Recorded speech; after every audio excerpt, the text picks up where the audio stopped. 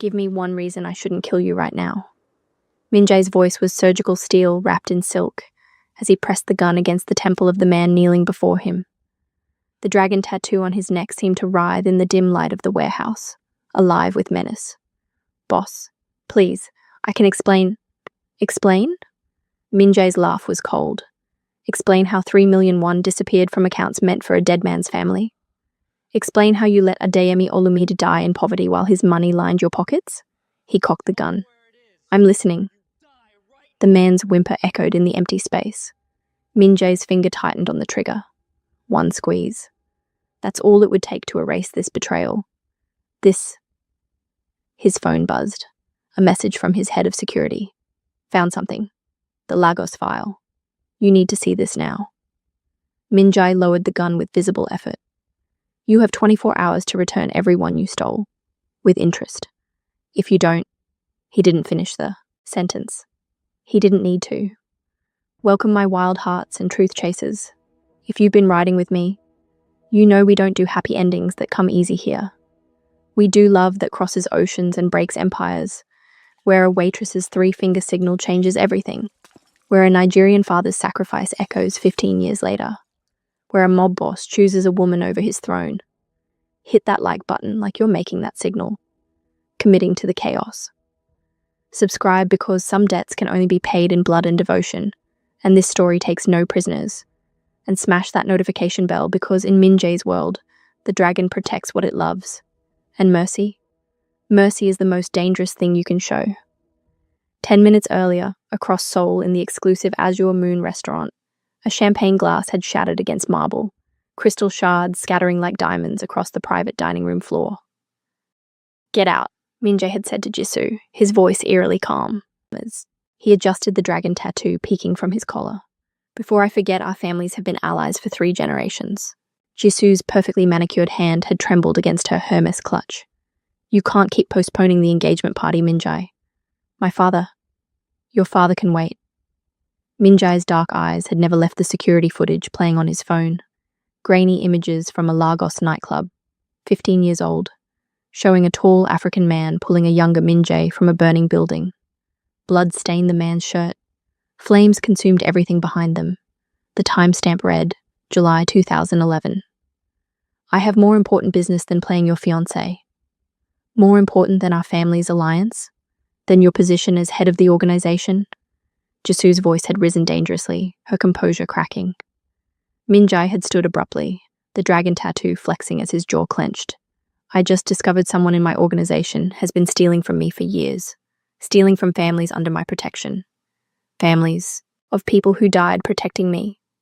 So yes, Jisoo, more important than our arranged marriage. Much more important. He'd walked out, leaving Jisoo alone with her rage and shattered glass, her reflection fracturing in 100 crystal pieces. Now, as Min-jae's car sped through Seoul's nighttime streets, he stared at the photograph his security team had sent. Adeyemi Olumide, the Nigerian man who'd saved his life 15 years ago in Lagos. The man he'd tried to repay with money, protection, a future for his family.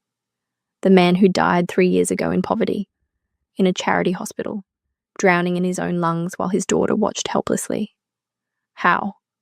Min-jae growled at his head of security through the phone, his knuckles white around the device. How the hell did this happen? The money was rerouted, boss. Someone with high-level access changed the account numbers, made it look like the transfers were completing successfully when they were actually going somewhere else.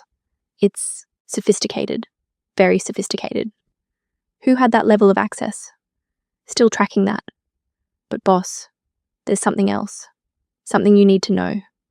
Adeyemi had a daughter. She's here, in Seoul. Min-jae's heart stopped. The car seemed to stop. The entire world seemed to stop. Where? You're not going to believe this. She works at Azure Moon. Has for 3 months. A waitress named Kioma Adeyemi. 20 years old. Nigerian passport. Student visa through her mother's Korean citizenship. The restaurant he'd just left. The place he owned.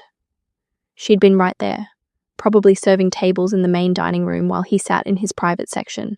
And he'd never known. Never seen her. Never had the chance to make things right. I'm turning around, now. Have her protected, discreetly.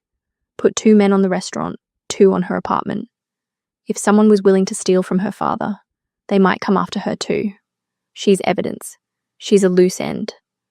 Min Jae's driver made a sharp U-turn, tires squealing. They were 10 minutes from the restaurant.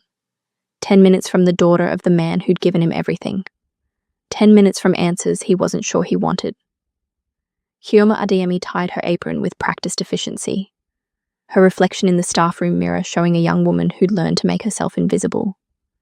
20 years old, skin the color of midnight coffee, with her mother's Korean features softened by her father's Nigerian strength. A combination that made strangers stare and employers hesitate. Her eyes were her mother's, almond-shaped, dark, distinctly Korean. But everything else was pure Adeyemi. Table 7 needs water, her manager barked in Korean, barely glancing at her. And move faster. This isn't some cheap restaurant in Lagos where you can take your time. Kioma bit back the retort burning her throat. She needed this job. The money barely covered her tiny apartment in Itaewon that she shared with 2 other foreign students, but it was survival. In Seoul, survival was victory. Survival was everything. She grabbed the water pitcher, navigating through tables of Seoul's elite. Women dripping Chanel and Dior. Men in custom suits discussing deals worth more than Kioma would earn in a lifetime. Everyone pretending the astronomical prices were nothing. Azure Moon catered to people for whom money was just a number. Just a way of keeping score. People like the man who'd just walked back through the door. Min Jae moved through the restaurant like he owned it. Because he did. Though Kioma didn't know that yet. Tall, shoulders stretching his Tom Ford suit. A face that belonged in magazines except for the dangerous edge in his eyes. The kind of handsome that came with a warning label. And the dragon tattoo curving along his neck. Intricate and deliberate. Kioma's hands went ice cold. The water pitcher nearly slipped from her trembling fingers. She knew that tattoo. Not the design itself, but what it meant. In her father's final days, delirious with fever and failing lungs, he'd drawn it obsessively on napkins, on the backs of medical forms, on anything he could reach.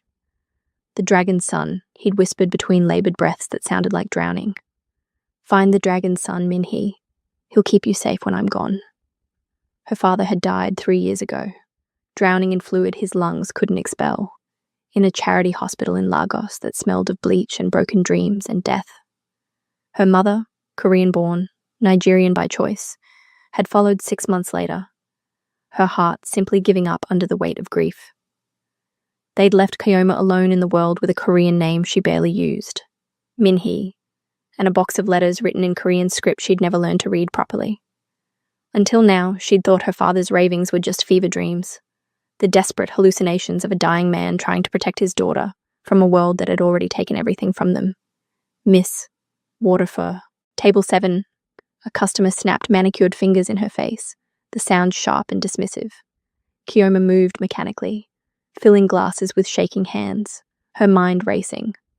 The dragon's son. Could it be him? Could her father have actually known this dangerous-looking man with death in his eyes?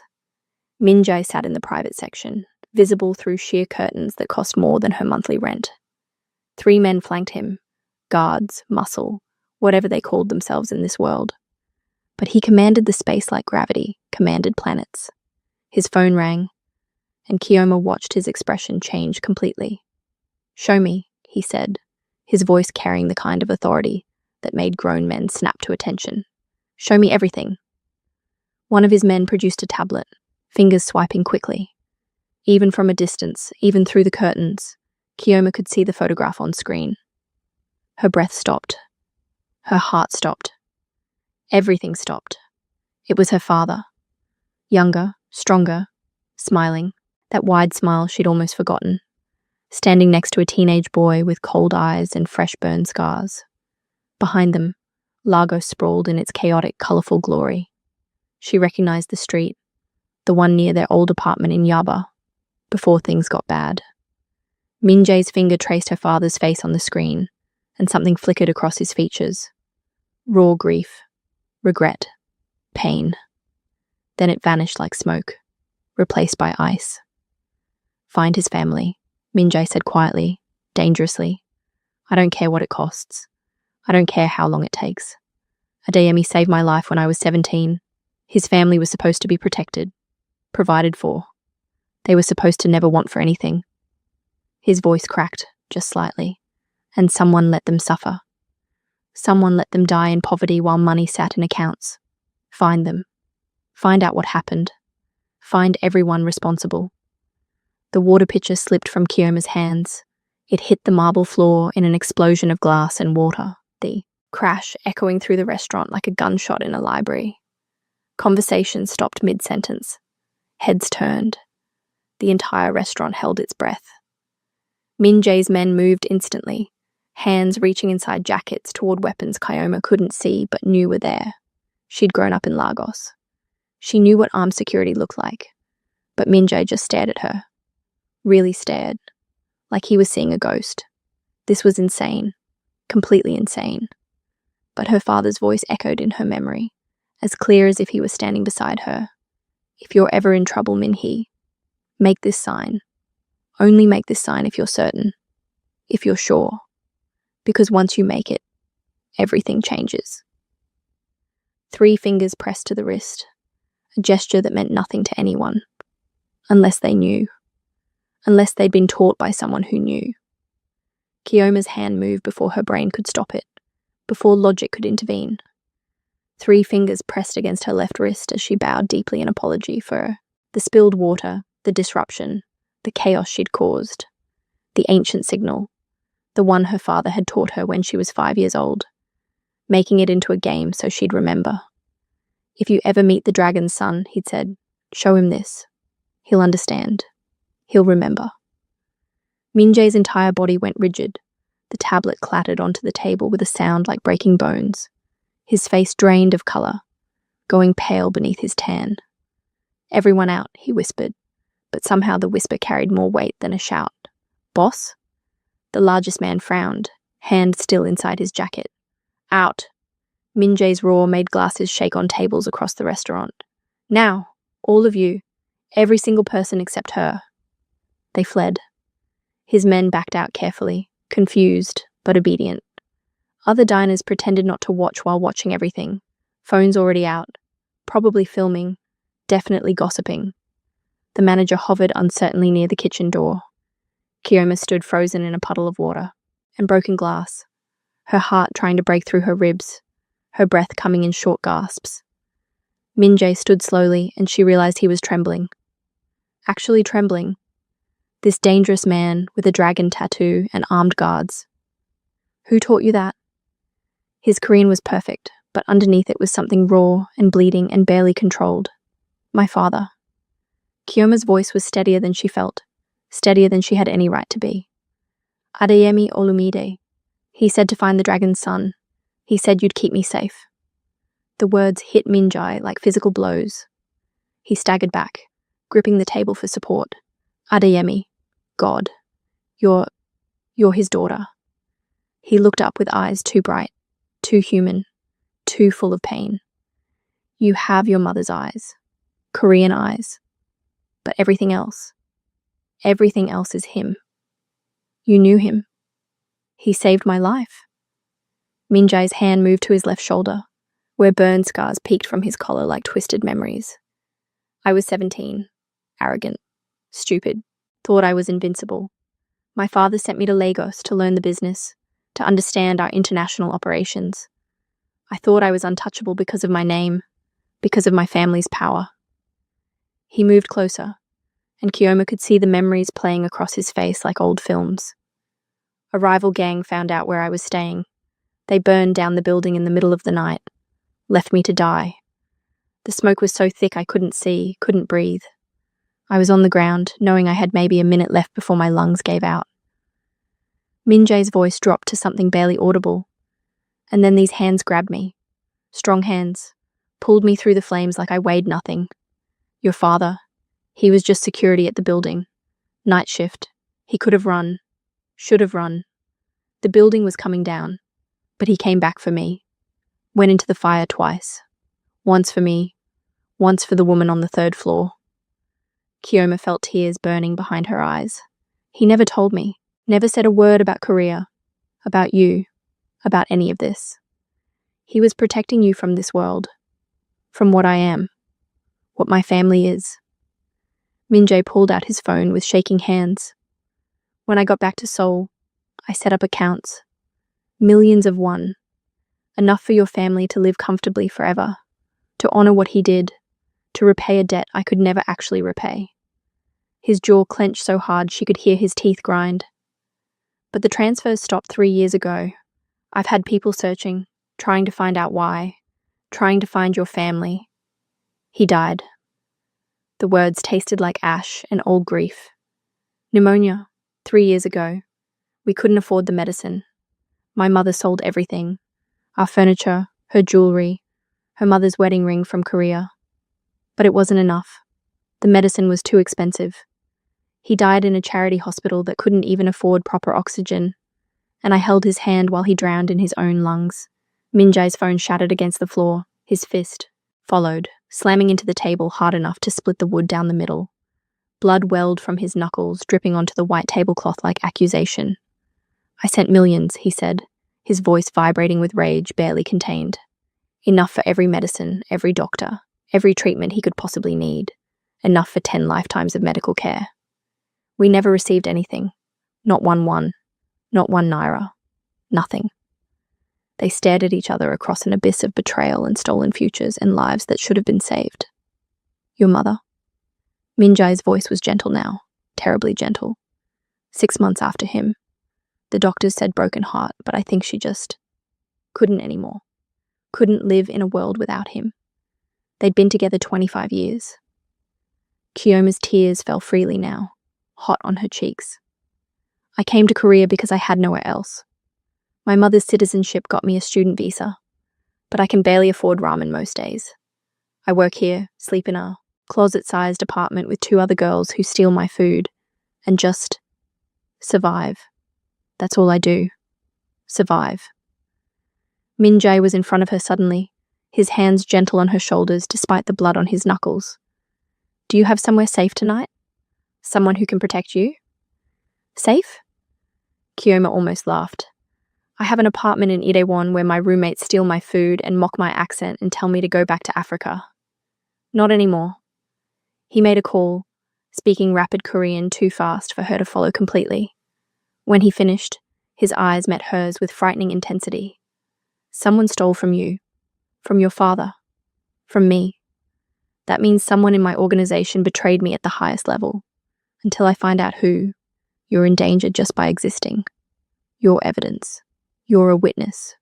You're a loose end they'll want to tie up. I don't need... Yes, you do. Minjae's voice was steel wrapped in silk. Your father saved my life. That debt transfers to you. The protection I owed him, I now owe you. You're under my protection now. Not as charity, as duty, as honor. Before Kyoma could argue, before she could process, heels clicked on marble like gunshots. A woman appeared, tall, elegant, radiating expensive fury like perfume. Jisoo. So this is where you ran to. Jisoo's smile could cut diamonds and draw blood. Her gaze raked over Kyoma with open disgust. How exotic. Collecting African strays now, Minjae. Is this your new hobby? Jisoo, leave. Warning filled Minjae's voice like poison. I don't think so. Jisoo moved closer, her perfume overwhelming and expensive. 300 guests are waiting for our engagement announcement. The caterers are standing by. My father is making excuses. And you're here playing savior to the help. She's Adeyemi's daughter, Minjae said quietly, dangerously. The name clearly meant nothing to Jisoo. Should I care about some African nobody? Some waitress who can't even hold a water pitcher properly? Kyoma felt the slap of those words. She'd experienced racism before. The stares, the whispers, the casual cruelty of people who thought different meant lesser.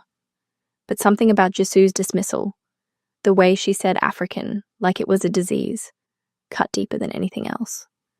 You should care that Adeyemi saved my life when I was 17, Minjae said, his voice dropping to something dangerous. That I owe him everything. That without him, I'd be dead and you'd have no fiancé to be angry at. That his daughter is under my protection now and will remain so. Protection? Jisoo laughed, brittle and sharp like breaking glass. You can't postpone our engagement forever. Our families have an agreement. Your position as head of the organization depends on this alliance. Or have you forgotten? Without my family's support, you're just another gangster with delusions of power.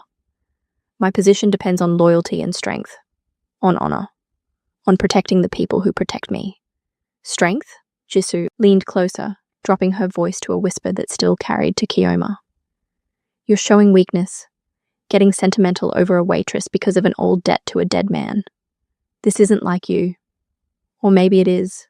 Maybe you're exactly like your soft-hearted father, and we both know how that ended for him. Min-jae's hand shot out, gripping Jisoo's wrist, not to hurt, but to warn. The dragon tattoo flexed with his tension. Careful, Jisoo. You're one word away from a line you can't uncross. For a moment, fear flickered across Jisoo's perfect face. Real fear. Then she jerked free, smoothing her suit with shaking hands. Fine. Enjoy your little distraction. But remember, distractions are dangerous in our world. Her eyes slid to Kioma, and there was promise there, a promise of violence, especially fragile ones that break so easily. She left in a cloud of rage and expensive perfume, the restaurant door slamming behind her, hard enough to rattle windows in their frames. Kioma released a breath she hadn't realized she was holding. I should go. I don't want to cause problems between you and your family. Too late. But Min-jae smiled slightly. You're not causing problems. You're revealing them, exposing rot that's been hidden, and that's exactly what I need. He gestured to the door.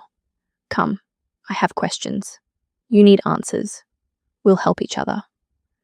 I don't even know you. You know I loved your father. You know I owe him my life. You know someone in my organization is a traitor. Min-jae's smile turned sharp, predatory.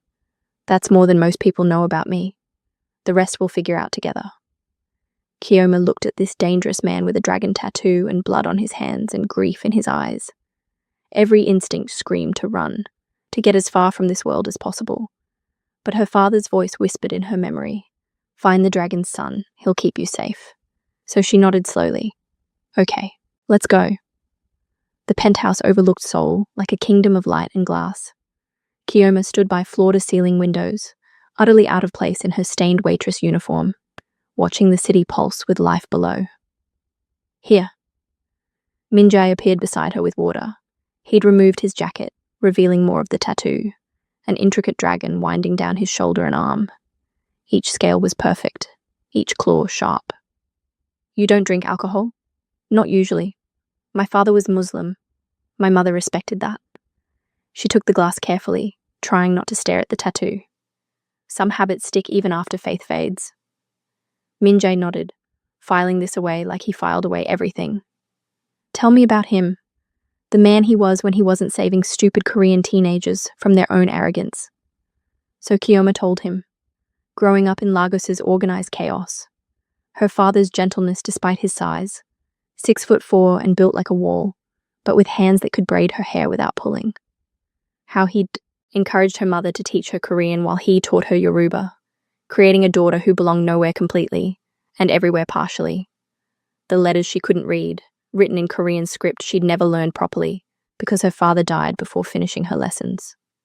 Watching her father waste away, each breath harder than the last. Her mother's silent grief that consumed her from the inside out like fire. The desperate journey to Korea on a student visa that barely kept her legal and never made her feel welcome. Min-jae listened without interrupting, his expression unreadable.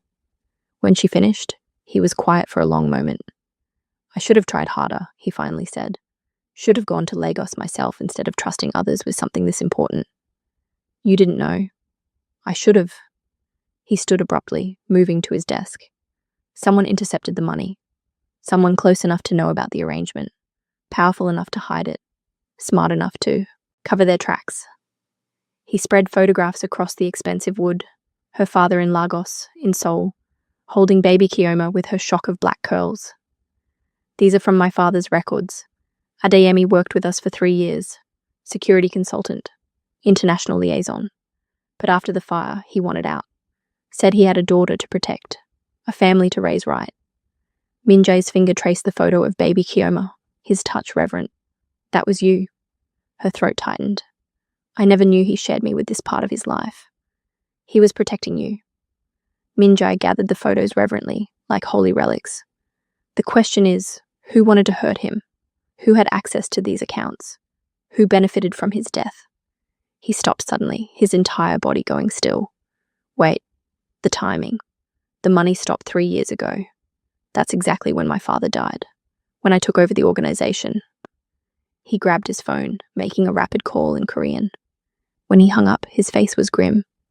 I need to check something. There's a bedroom. Second door on the right. Lock it. Don't open for anyone but me. Not my men, not the cleaning staff, not anyone. What's happening? I think someone's been stealing from the organization for years. Your father was just one victim among many. The dragon tattoo seemed darker in the dim light. If I'm right, this goes higher than I thought. Much higher.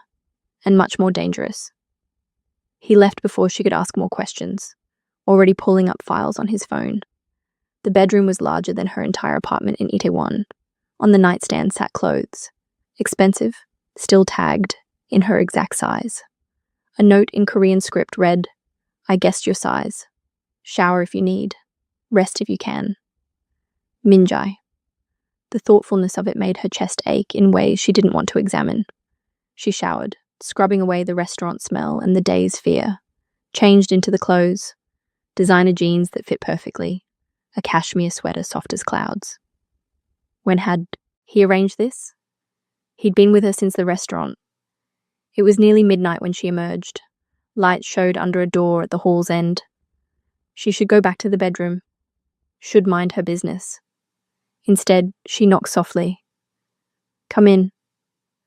Minjai sat surrounded by laptops and papers, sleeves rolled up, the dragon tattoo visible down his entire forearm. He looked exhausted, haunted. Can't sleep? He asked without looking up, fingers still flying across keyboards. Can you? A slight smile. Not until I find the thief, the traitor, the person who stole your father's money and let him die. Kioma sat in the chair across from him, tucking her legs under her. What did you find? A pattern. He turned a laptop toward her, columns of numbers that made her head spin. Money disappearing for 5 years. Small amounts from different accounts, different families. Nothing that would trigger alarms individually. But together? His finger moved down the screen. Millions of one, tens of millions, maybe more. And it all traces back to one person with access to everything. Who? Minjai's jaw clenched so hard she thought his teeth might crack. Lee Sang-woo, my second in command. The man I trust with my life. Who my father trained personally. Who's been like an uncle to me since I was 8 years old. The betrayal in his voice was raw, bleeding. Kioma wanted to reach across the desk, to offer comfort, but didn't know if she was allowed. If touching Minjai was something she had permission to do. Are you certain? She asked instead. The evidence is clear. Bank transfers, account numbers, timing. It all leads to him. He's the only person with this level of access besides me. Minjai leaned back, exhaustion written across his features. What I don't understand is why. Sang-woo has everything. Money, position, respect, power. Why steal? Why betray? Why now? Maybe he wants more. Maybe he's always wanted more. Or maybe he's funding something, building a power base for a coup, preparing to take over. Minjai's eyes narrowed dangerously. Unless... His phone buzzed with the urgency of an alarm. He answered immediately, listened, went absolutely rigid. When? How many accounts? A pause. His knuckles went white around the phone. I'm on my way. Now. He stood, grabbing his jacket. The dragon tattoo disappeared beneath expensive fabric. Stay here. Don't leave this penthouse for any reason. Not for food, not for anything. You understand? What's wrong? Sang-woo just emptied 3 warehouse accounts. He knows I'm onto him. Minjai's expression was ice and fury. He's run, and running men are dangerous men. Minjai. He paused at the door, looking back. In that moment, he looked young and old simultaneously, carrying weight no one should have to carry. Your father saved me once, gave me a second chance at life. I won't waste that gift. I'll keep you safe, Kioma. I promise you that on everything I am. Then he was gone, leaving Kioma, alone with the city lights and growing dread. She should have listened, should have stayed locked in the penthouse like Minjai ordered. But 3 hours passed with no word, no update, no message. And Kioma's worry grew teeth and claws, and a voice that sounded like her father. Sometimes waiting is just another word for giving up. She'd spent her whole life waiting for her father to get better, waiting for money that never came, waiting for someone else to fix things while she stayed safe and ignorant and useless. Look where it got her family. She left at 3 a.m., taking a taxi to the only place she could think of, the restaurant. Maybe Sang-woo had left traces there. Maybe her manager knew something. Maybe she could find a clue, something to help Minjai, something to justify the trust her father had placed in the dragon's son. The restaurant was dark, closed for the night, but the back door was ajar, light spilling from the kitchen like an invitation or a warning. Every instinct screamed danger.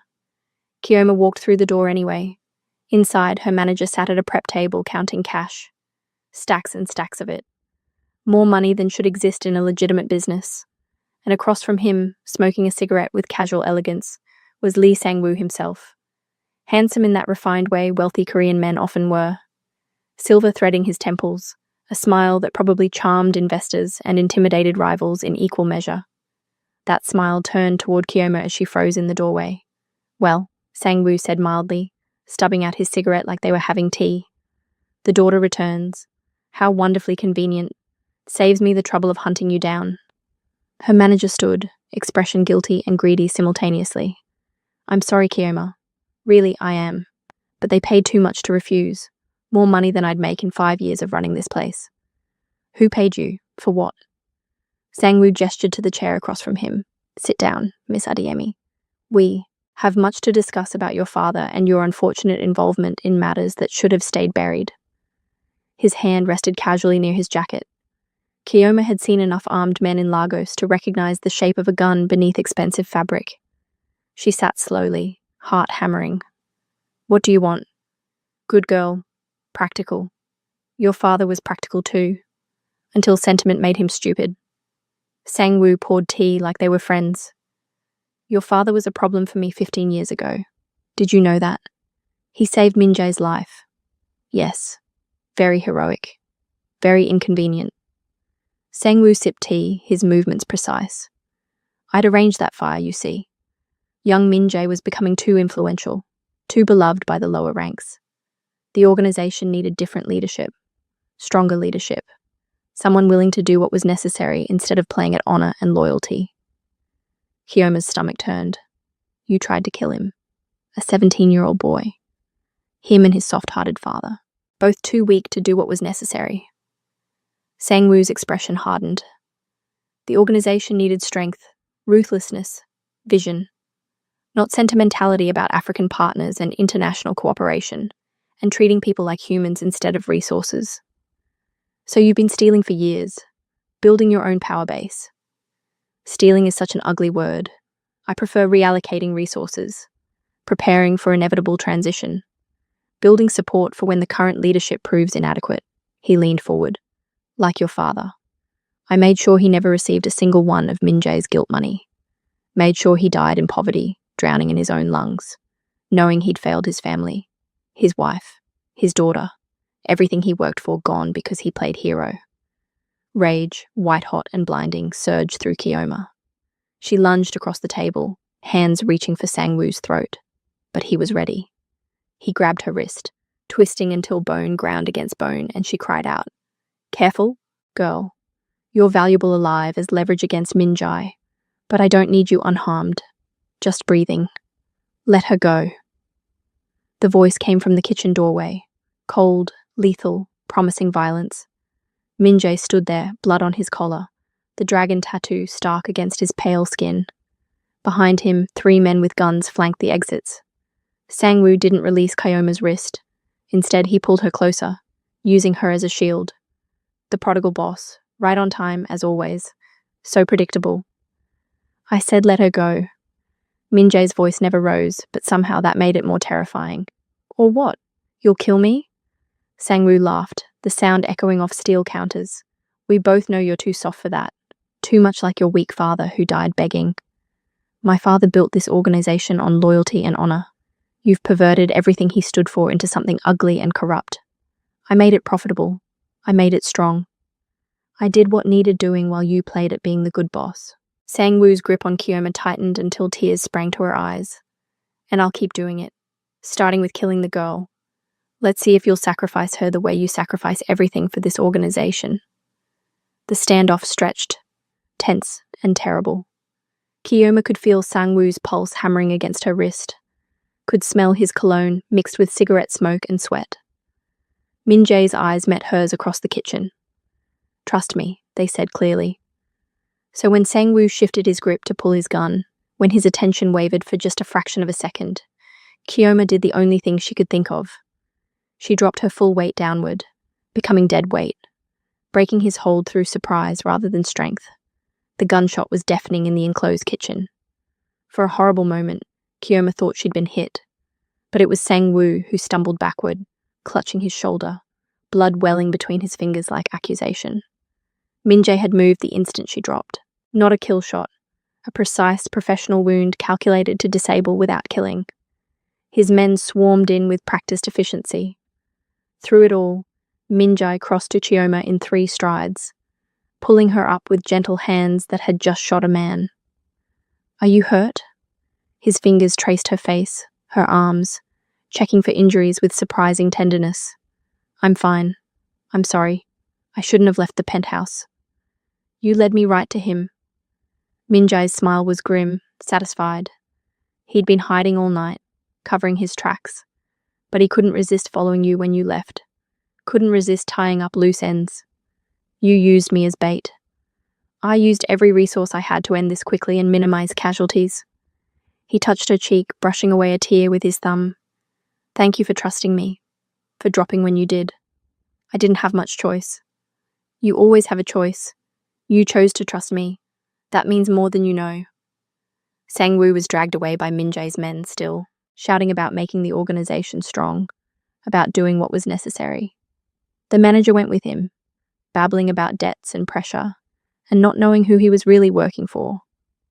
Min-jae handled everything with calm efficiency, the dragon tattoo visible as he gave orders, restructured command, dealt with betrayal.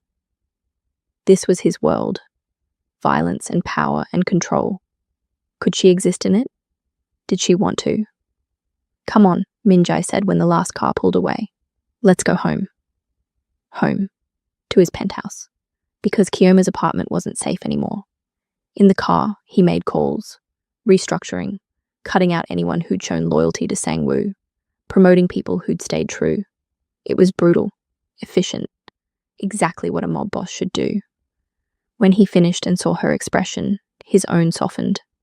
This must shock you. The violence. The casual way I deal with betrayal. I grew up in Lagos. I've seen violence, poverty, corruption that makes yours look amateur. Not like this. Not this personal. Not people you thought you could trust. Kyoma thought of her father dying while stolen money sat in accounts, of her mother giving up. It's all personal. That's what Sang-woo didn't understand. You can't separate business from people. It's all people in the end.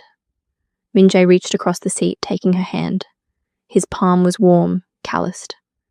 Your father taught me that. He said, in the end, we're all just trying to protect the people we love. Everything else is noise. Everything else is just distraction from what matters. He was right. He usually was. Min-jae's thumb traced circles on her wrist, right where she'd made the signal. I'm transferring the money to you tomorrow. Everything Sang-woo stole, plus interest compounded over 3 years. It's yours. Your father's legacy. I don't want it. Kyoma. I want justice. I want my father's name cleared. I want people to know he was a good man who saved lives and helped people. She met Min-jae's eyes. The money is just noise. Like you said. Min-jae's expression shifted. Surprise, respect, something softer and more dangerous. You really are his daughter. stubborn and idealistic in the best possible way. They arrived as dawn broke over Seoul, painting the city in shades of gold and pink. Kyoma was exhausted, running on adrenaline and stubbornness. She stood by the windows, watching the city wake. Min-jae joined her, close enough she could feel his warmth. "You should rest," he said quietly. "So should you. I have work. The organization will survive a few hours without you micromanaging." She turned to face him. "When did you last really sleep?" "More than an hour at a time." Min-jae's smile was rueful. "Define sleep." "More than an hour without planning revenge or restructuring your criminal empire." Then, a while. A long while. Kyoma crossed to him, suddenly bold with exhaustion. "Sit." "Kyoma, please, sit down." He sat on the couch, confusion written across his features. She settled beside him, close enough their shoulders touched. "Tell me about the tattoo," she said, gesturing to the dragon visible at his collar. "Not the official story. The real one." Min-jae glanced at the ink. "My father gave it to me when I became head of the family. Took 3 sessions, 8 hours each. Hurt like hell." He smiled slightly. "It represents power, but also wisdom. Protection. The responsibility to use strength for good instead of just destruction. To be the dragon that guards, not the dragon that devours." Did it work? Some days better than others. He met her eyes. "Today was a good day. Today I protected you. That's what the dragon is supposed to do." Silence fell between them, comfortable despite everything. Outside, Seoul bustled to life. Inside, 2 people who should have been strangers sat connected by violence and loyalty, and something neither wanted to name yet. "I have to cancel the engagement," Min-jae said suddenly. "To Jisoo. It was arranged for political reasons, to unite families. But I can't marry someone I don't trust, someone who'd look at you the way she did." "What will happen to your position?" "There'll be challenges. Other families will see it as weakness." He turned to her. "But I'd rather be strong alone than weak with the wrong person. Your father taught me that too. He said, loyalty to the wrong person is just slow betrayal of yourself." He had a lot of wisdom for a man who died in poverty. He had you. That's all the wisdom anyone really needs, knowing what matters, what's worth protecting. The words hung between them, heavy with meaning. Kyoma knew she should pull back. Remember, this man was a criminal. But he'd also been the boy her father saved, the man who'd searched for her, the person who looked at her like she mattered more than power. "What happens now?" she asked softly. Min-jae's hand cupped her face with surprising gentleness. "Now I rebuild, clean out the corruption, and you do whatever you want. School, travel, leave Korea if that's what you need. You're free. And if I want to stay?" His breath caught. "Then you stay. In your world, with all the violence and danger. In whatever world you want to build, I'll adapt to you." Kyoma laughed despite everything. A mob boss adapting to a waitress. That's quite a reversal. You're not just a waitress. You're Adeyemi's daughter. That makes you royalty in my world. The sincerity in his voice undid her. She leaned forward, resting her forehead against his. "I don't know how to do this. Any of this. Neither do I." His hand slid into her hair. "But we can figure it out together. One day at a time. People will talk. Jisoo will be furious. Let them talk. Let her rage. Your father saved my life. I'm not wasting it on people who can't see what matters." They kissed then. Soft, tentative, uncertain, perfect in its imperfection. When they pulled apart, Min-jae was smiling. Actually, smiling, the expression transforming his usually cold features. "My father would have liked you," Kyoma said. "I hope so. I owe him everything. My life, my purpose, and now you. He'd say you don't owe him anything. That's what love is. Giving without expecting payment." Min-jae's expression went serious. "Is that what this is? Love?" 24 hours ago, Kyoma had been a waitress with no prospects. Now she sat with a mob boss who looked at her like she hung the moon. It was insane. Impossible. It felt right. "I don't know yet," she admitted honestly, "but I think it could be, given time." Then we have time. Minjae pulled her close. All the time you need. Outside, Seoul sparkled with morning light. Inside, Kiyoma relaxed for the first time in years. She was safe. She was seen. She was home. The weeks that followed brought controlled chaos. Minjae announced the broken engagement at a family meeting that involved shouting, threats, and his uncle throwing a chair through a window. Jisoo was eerily calm throughout, which worried Kiyoma more than anger would have. She's planning something, Kiyoma said one evening, watching news coverage of the scandal. Minjae barely glanced up from his work. Let her plan. Aren't you worried?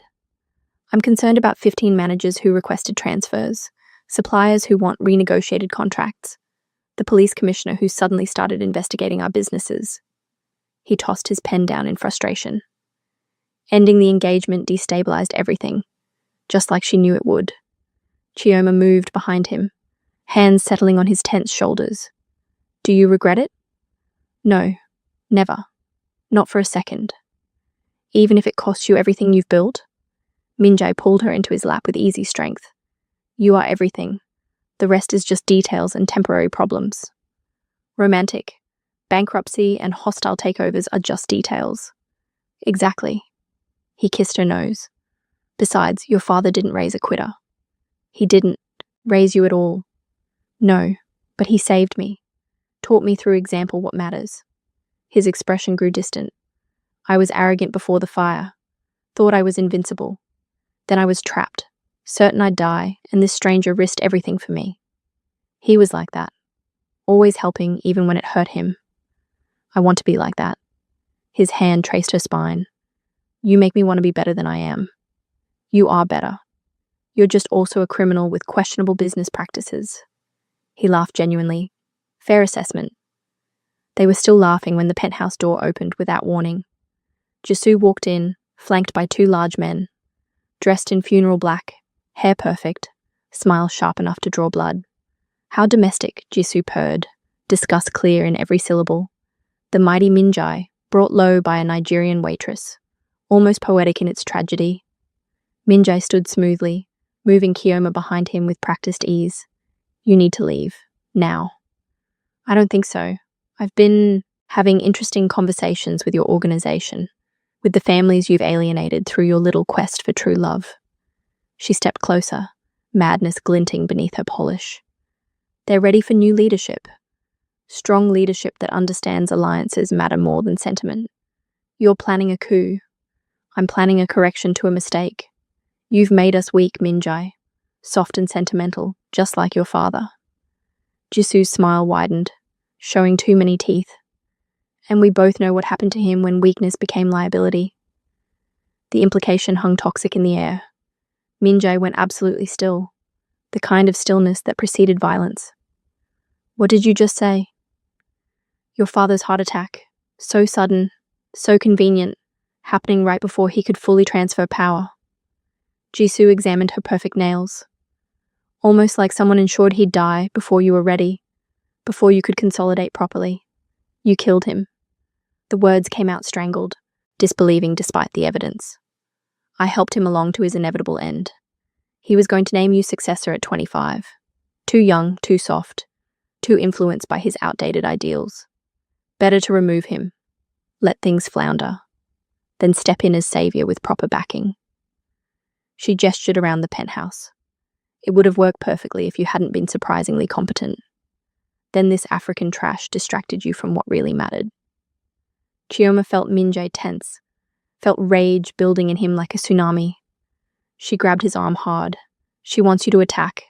Don't give her the excuse. Listen to your pet, Jisoo cooed with false sweetness. She's smarter than she looks, though that's not saying much. Get out, Minjae said, his voice barely human, vibrating with suppressed violence. Get out, Minjae said, voice barely human. Before I forget our families have been bound together for decades, and do something we'll both regret. Family? Jisoo laughed, brittle. You gave up our alliance when you chose her over me, over everything we were supposed to build together. You chose wrong, Minjae. Now you'll pay for it with everything you have. She left in a cloud of threat and expensive perfume, her guards following. Minjae stood frozen, breathing harsh and irregular. She admitted to murder, to killing my father, patricide. And we have no proof beyond our word, no witnesses except us. I'll find proof. I'll tear apart every record, every moment of that day. Minjae. Kioma forced him to look at her. We need to be smart, strategic. Going after her directly gives her ammunition, proves her point about you being emotional. She killed my father. I know, and we'll make her pay for it, but not by playing her game on her terms. She cupped his face. My father used to say, revenge is a dish best served with preparation. We prepare, we plan, we win. His eyes cleared slowly, focus returning. You're right. She wants me emotional, wants me to make mistakes. He pulled Kioma close. Thank you for being clear when I can't be. They spent the next week gathering evidence, calling in favors, reaching out to allies. Kioma watched him work, saw the strategist beneath the emotion, the leader who'd built loyalty through genuine competence. She also saw the toll. Less sleep, less food, driving himself with frightening intensity. You need rest, she said at 3 a.m., finding him surrounded by files. Can't. Jisoo's moving faster than expected. Already has 3 families on her side. And you have 5 families plus everyone who actually works for you instead of just using you. She pulled him up firmly. Come to bed. You're no good to anyone exhausted and making mistakes. Kioma. Bed. Now. That's not a request. His smile was tired but genuine. When did you get so bossy? Someone has to be when you're being self-destructive. She led him to the bedroom, pushed him down. Sleep. I'll wake you if anything urgent happens. He pulled her close immediately, face buried in her hair. I love you, he murmured, half asleep already. In case I don't survive this, I needed you to know. Her heart stopped, restarted at double speed. You're not dying. I absolutely forbid it. So bossy, he repeated, but there was warmth in it. I love you too, she whispered to his sleeping form. That's why you're not allowed to die. That's an order. She was still awake when his phone buzzed. A text from unknown. The warehouse. 1 hour. Come alone or she dies screaming. Below, an image of Kioma sleeping in Minjae's bed, taken through the window with a telephoto lens. Her blood ran cold. Someone had been watching them, photographing them through the windows. She thought about waking Minjae, but he was finally resting, finally peaceful after days of relentless work. So she did the stupid, brave thing love made people do. She went alone, leaving only a note she hoped he'd find in time. The warehouse in Incheon loomed. Rusted metal, broken windows, industrial decay. The kind of place bad things happened. Inside, Jisoo waited. Designer clothes now rumpled, hair disheveled, mascara smudged like war paint. She looked unhinged, beautiful, and terrible. You came, Jisoo said, sounding almost surprised. I thought you'd be smarter. Thought you'd send Minjae. You threatened me. What choice did I have? You could have sent him, let him walk into a trap, saved yourself. Jisoo circled her like a predator. But you came yourself. Such noble sacrifice. How romantic. Why am I here, Jisoo? Leverage. Minjae's been rallying support, turning my allies against me with his tragic backstory. But if I have you... She pulled a gun smoothly. He'll do anything. Give up anything. Destroy himself to save you. He'll kill you first. He'll try, and he might succeed. He's always been surprisingly capable when properly motivated, but not before I take you with me. Jisoo's smile was inhuman. I loved him since childhood, you see. Built my entire life around becoming his wife, his equal, his partner. And you waltz in with your sob story and exotic foreignness, and suddenly I'm nothing. Replaceable. That's not my fault. I didn't ask for any of this. Isn't it? Jisoo's finger moved to the trigger. Everything was fine until you appeared with your stupid signal and your dead father. Minjae was going to marry me. I would have been queen. But you ruined everything with your mere existence. Minjae was never going to love you, arranged marriage or not. Love. Jisoo spat the word like poison. Love is for weak people who don't understand power. Control is what matters. Fear, respect. And I'm taking it all back, starting with removing you from the equation permanently. The gunshot was deafening in the enclosed space. Kioma braced for pain, for darkness, for the end. But it didn't come. Instead, Jisoo stumbled backward, the gun falling from her hand with a clatter. Blood bloomed across her white shirt like a terrible flower. Behind her, Min-jae stood in the warehouse entrance, gun smoking, expression absolutely terrible in its calm. The dragon tattoo stark against his skin. "You're right about one thing," he said, voice dead calm. "Love is for weak people. Lucky for Kioma, I'm pathetically, dangerously weak when it comes to her." Jisoo collapsed, and Min-jae's men swarmed in from hidden positions, securing the scene with practiced efficiency. Min-jae crossed to Kioma in 3 strides, hands running over her frantically. "Are you hurt? Did she touch you?" "I told you to stay home," Kioma said weakly. "And I told you I'd keep you safe." He pulled her against his chest, and she felt him shaking. "When I found your note, when I realized what you'd done, I thought I'd lost you before I really had you. I had to come. She would have killed me anyway, eventually. I know. Doesn't mean I have to like your martyr complex." He kissed her forehead, cheeks, mouth with desperate relief. "Never again, promise me. Only if you promise the same. No more solo heroics. Deal. We're a team now. Partners." Jisoo was rushed to hospital under heavy guard, facing charges that would keep her locked away for decades. The families who'd supported her scrambled to distance themselves. Min-jae's position solidified overnight. Turned out, shooting your father's business partner's daughter to save your girlfriend was exactly the kind of decisive action organized crime respected. "I'm apparently a hero now," Min-jae said dryly a week later, reading internal reports. "Saving you proved I'm strong enough to lead and make hard choices." How very romantic. Violence as a leadership quality assessment. Welcome to my world. A month passed. Life settled into something almost normal, if normal included armed guards and occasional death threats. Kioma enrolled in university, studying business and economics. "If I'm dating a mob boss, I should understand what he actually does." "Does this mean you're staying long term?" Min-jae had asked, hope clear in his voice. "For now. We'll see how it goes. One day at a time." But they both knew she wasn't leaving. She'd found something in Seoul she'd never had. A place that felt like home. "I have something for you," Min-jae said one evening, producing a worn box. Inside were letters, old, yellowed, in her father's careful handwriting. "How did you—" Her voice broke completely. "Found them in Sang-woo's personal safe. He'd stolen them as insurance, kept them as trophies. They're yours now. Your father's words to you." She opened the first with trembling hands.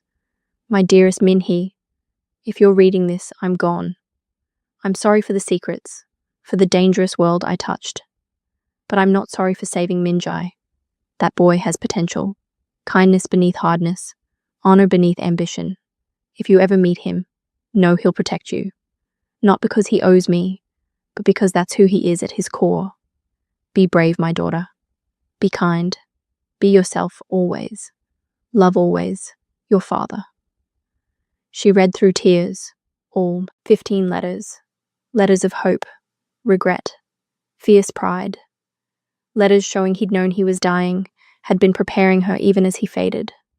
The last one, dated a week before his death. "Min-hee, writing from my hospital bed. Death earns you some drama, I suppose. I have no regrets about my life. I lived fully. Loved your mother with everything I had.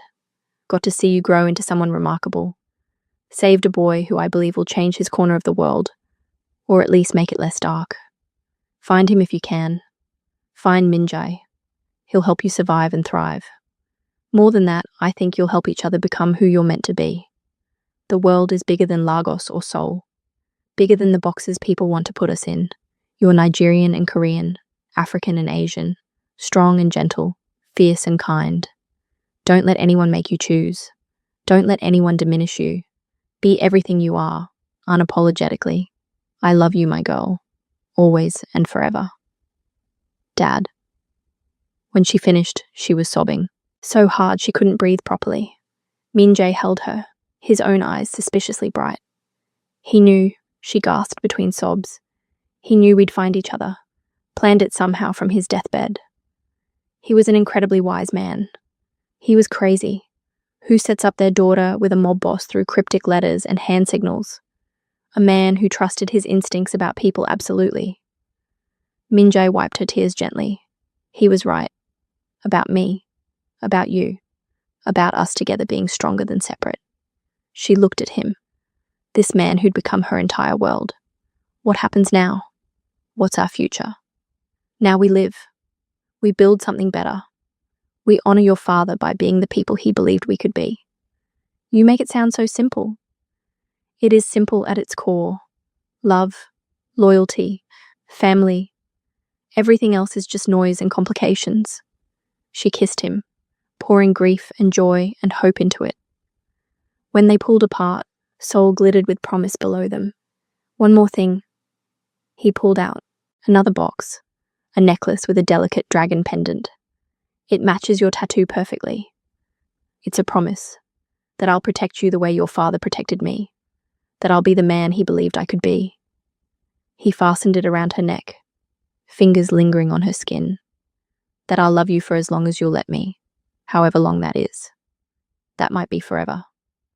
I'm absolutely counting on it. 6 months later, Kiyoma stood in the same restaurant where she'd first seen Minjae. But she owned it now, his gift, transformed into a vibrant fusion restaurant celebrating Nigerian and Korean cuisine, staffed by immigrants needing chances. The jollof rice is still too spicy for Korean taste, her Korean chef complained. Then don't eat it, she shot back in flawless Korean. The Nigerian customers love it exactly as it is, and they're the ones I'm serving. Minjae, at his permanent corner table, laughed. He came every single week, ordering too much, leaving tips that made her staff blush. You're scaring the customers, she said, sitting across from him. The dragon tattoo was visible, drawing stares. Good. Keeps out the riffraff and the competition. You are the riffraff. The biggest riffraff of all. Extremely fair point. He took her hand. How's business really going? Good. Really good. We're breaking even at month 6, which is apparently miraculous. I could invest additional capital? No. Absolutely not. This is mine. Legitimate and separate. Our children are going to have the most confusing family tree in Seoul. She froze mid-sip. Children? His expression turned vulnerable. Eventually. Maybe. Possibly. If you want them. With me. Are you proposing something specific here? Not yet. I'm testing the waters, gauging interest in the concept. Test more clearly. Be direct. Kiyoma Adeyemi, will you maybe, possibly someday consider spending the rest of your life with a reformed criminal who loves you more than his own life and would burn the entire world down to keep you safe? It wasn't smooth. It wasn't poetic. It was perfect. Yes, she said through happy tears. To all of it. The maybe. The possibly. The someday. All of it. His smile could have lit all of Seoul. He stood, pulling her up, kissing her while customers definitely filmed for social media. Let them film.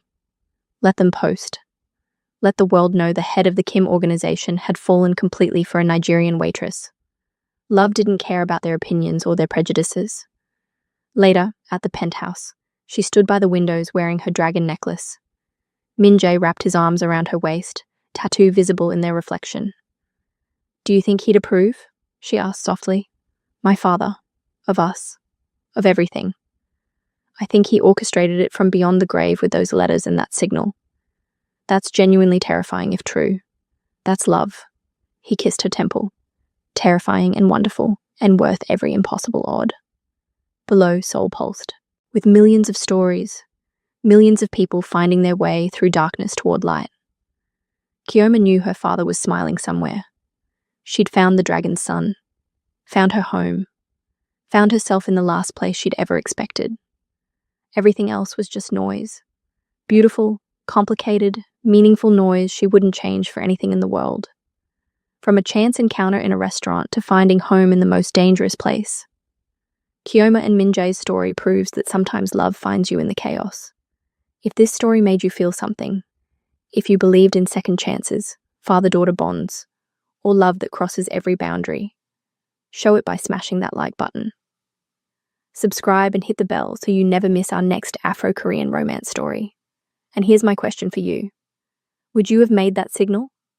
Would you have trusted a dangerous stranger because your dying father told you to? Drop your answer in the comments. I read every single one. What choice would you have made at the warehouse? Run, stay, trust? Tell me below. Thank you for watching, and remember, the bravest love stories always start with the most impossible choices. See you in the next one.